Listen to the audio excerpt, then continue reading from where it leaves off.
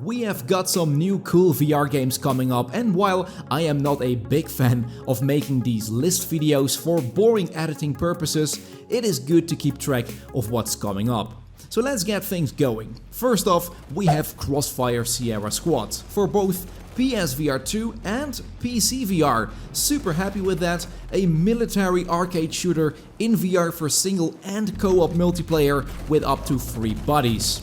It says it offers 63 missions, over 39 different weapons and 17 types of enemies, so that sounds quite nice and very diverse. The game is coming soon on the 29th of August.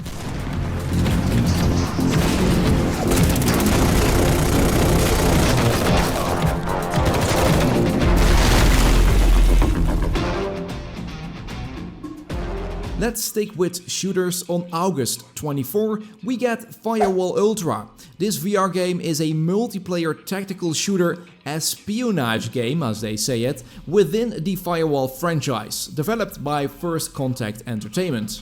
Players will assemble an elite squad to strategize as a team to attack targets, and to cover each other's backs and all of that, of course. It offers 4v4 PvP mode, but it also says it has expanded PvE matches for up to 4 players, but I have no clue what that exactly means. Now, the only thing that scared me in the trailer here was the clicking the trigger to activate buttons or bombs and clicking the trigger, it seems, to throw grenades. I am not sure if VR was intended to be handled like this, but Breachers has shown, another tactical game, has shown that simplicity works, so let's see what it does for this game. Up next, super excited about this one, is the Riese Project. This is a heavy narrative VR game with fantastic graphics. This is probably the first Unreal Engine 5 VR game with Lumen and Nanite for a new standard of VR graphics. Everything looks really promising, and what I love most is that when you pick things up in the world, the character is actually telling something about the object in your hands, just like the old good point-and-click games. I admit it's cool, but what do I need it for?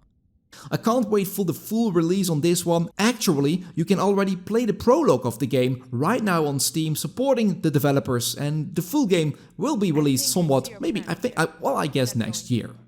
Okay, one more shooter, actually a shooter that has been on the market for quite a while, but not many know it got released just a couple of days ago and now supports multiplayer and modding. It is a Zero Caliber, and I really dig the single player as it's kind of a Medal of Honor full action-packed campaign, so I loved it, and I will try to hop back into the game and see how the multiplayer will be. Now let's dive underwater and take a look at UBOAT. Now I have contacted the developers. They say they need a little bit longer to tweak out some bugs, but it looks pretty promising for PC and the Quest 2 here. And if it can be better than Iron Wolf, that's still a must-see, but then I will be quite surprised. Looking forward to getting my hands on this one, and of course I will let you guys know what I think about it. Alright, last but not least, a title that really does not need any introduction, and that is I Expect You to Die 3. They were aiming for a summer launch, so that's, well, maybe tomorrow.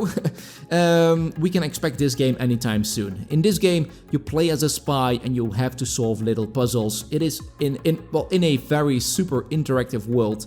It's like playing little escape room games. I don't really know what to add here, but check it out for yourself. Well, that's it for today. What are you most excited for? Let me know in the comments down below. Also, if it's something completely else.